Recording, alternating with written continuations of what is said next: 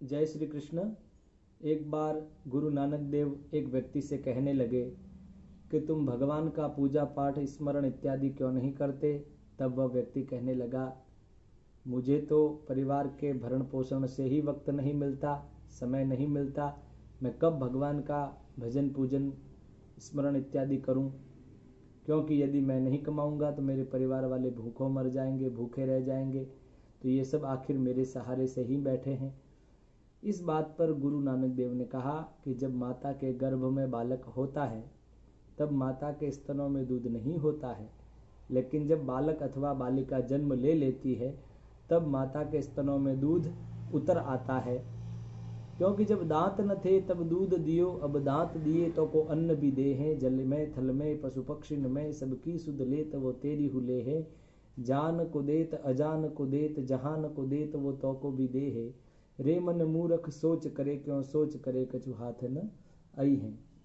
जलचर थलचर उभयचर उद्भिज स्वेदज अंडज सभी प्रकार के चराचर अनंत जितने भी जीव है सबके भरण पोषण की व्यवस्था भगवान ने कर रखी है। वो सभी का आश्रय दाता है। कोई व्यक्ति ऐसी भ्रांति पाल करके बैठा हो कि नहीं सब मेरे सहारे से ही चल रहा है, मैं करूंगा तो ही होगा, तो वो भ्रांति है, वो गलत फहमी है। मैं ही इस व्यक्ति का या इस परिवार का आश्रय दाता हूं, तो ये भी बात गलत है। न तो कोई किसी का आश्रय दाता है, न कोई किसी का सहारा है, न किसी को ऐसा मानना ही चाहिए। क्योंकि हानि लाभ जीवन मरण यश अपयश विधि हाथ, और जब सारी व्यवस्था परमात्मा स्वयं करने वाले हैं, आखिर हम लोगों को तो वो किसी न किसी प्रकार से निमित्त बनाते हैं। क्या जो सर्वसमर्थ प्रभु श्री राम ये नहीं जानते थे कि समुद्र को कैसे सुखाया जा सकता है, या इस छोर से उस छोर लंका तक कैसे जाया जा सकता है।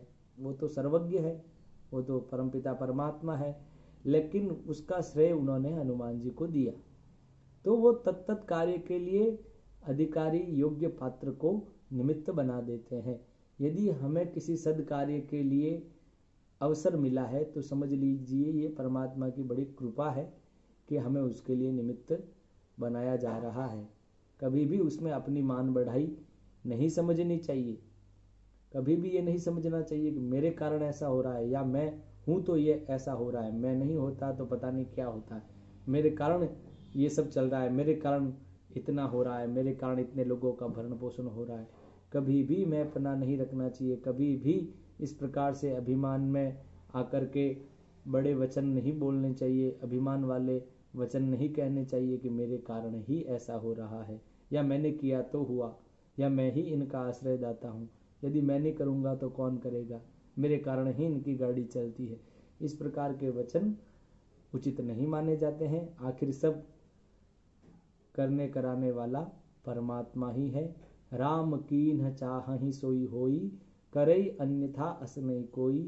ये सब दार्शनिक बातें या ये सब ऐतिहासिक घटनाएं या सब ये जो कथाएं कहानियां हैं, इन सभी चीज़ों का उद्देश्य इन सभी लोगों के माध्यम से यही है कि हमें सही विवेक हो जाए, सही विचार हमारे भीतर प्रस्फुटित हो, हम सही मार्ग की ओर जो है अग्रसर हो।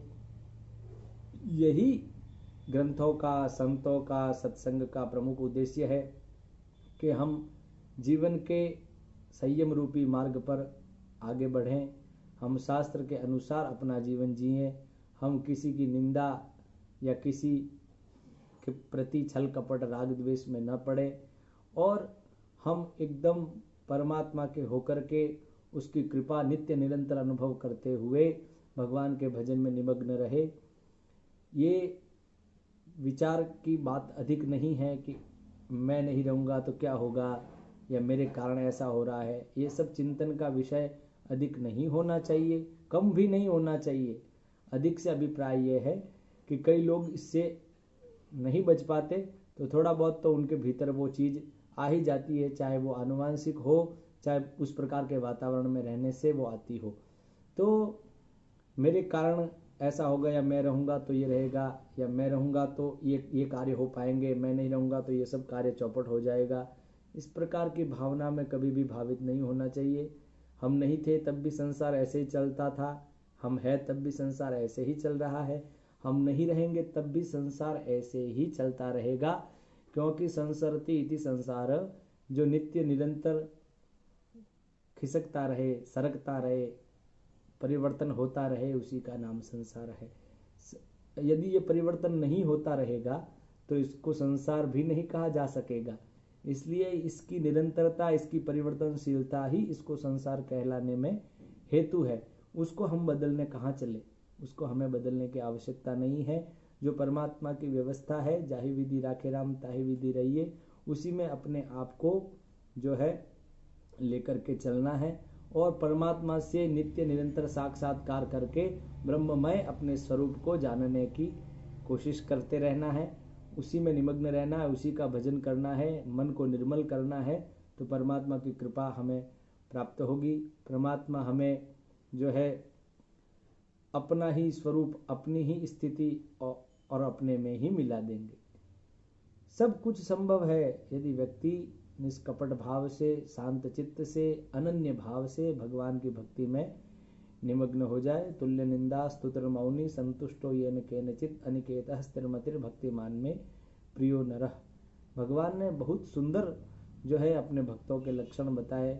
जो निंदा स्तुति में सम रहे, सुख दुख में सम रहे, हानि लाभ में सम रहे, दुनिया के थपेड़े, किसी भी प्रकार की अनुकूलता प्रतिकूलता उसके ऊपर मतलब उसको परेशान न करे, उसके ऊपर आँच न आने पाए, वो तटस्थ भाव से जीवन जिए, तब परमात्मा का साक्षात्कार होने में वक्त नहीं लगता। परमात्मा स्वयं उसको आकर के परमात्मा स्वयं उसके हृदय में प्रकट हो जाते हैं। वो परमात्मा स्वरूप ही हो जाता है। कहते हैं ना कि सोई जाने जेहु देहु जनाई, जानत तुम्हें हो जाई। भगवान यदि चाह ले कि नहीं ये मेरे को जान ले, तभी वो हम उसको जान पाएंगे। हमारे चाहने से कुछ होने वाला नहीं है। एक व्यक्ति, बहुत सुंदर उदाहरण है, एक अंधा व्यक्ति रोज मंदिर में जाता था। तो लोग कहते थे ये अंधा है, रोज मंदिर में क्या करता है जाकर के, दर्शन तो इसको होते नहीं, मूर्ति के दर्शन करता नहीं। तो एक व्यक्ति ने उसको पूछ दिया, बोले बाबा आप रोज मंदिर में जाते हो, वहाँ पे आपको तो कुछ दिखाई देता नहीं है, मूर्तियाँ कैसी है, विग्रह कैसा है, कैसी पोशाक आज पुजारी जी ने भगवान को पहनाई है, आरती में क्या क्या प्रसाद है, ये सब तो आपको दिखाई देता नहीं है। फिर आप रोज मंदिर जाते और वहाँ पे क्या करते हैं, आपको तो कुछ दिखाई देता नहीं। तो वो व्यक्ति बड़ा सुंदर उत्तर देता है कि मैं जाता हूँ, मुझे कुछ दिखाई नहीं देता, लेकिन जो सामने बैठा है, जो घट घट व्यापक है, जो बर्फ में जल के समान सर्वांतर आत्मा है, परमात्मा है, जो पत्ते पत्ते में समाया हुआ है, कण कण में समाया हुआ है, जो नाना रूपों में विद्यमान है, उस सगुण साकार निर्गुण निराकार परब्रह्म परमात्मा को तो मालूम है ना कि कौन उसके द्वार पे आया है। मैं नहीं देख सकता, लेकिन वो तो देख पा रहा है ना कि कौन आके गया। मुझे कुछ दिखाई नहीं दे रहा है, लेकिन उसको तो सब पता है ना कौन क्या कर रहा है, क्या नहीं कर रहा है।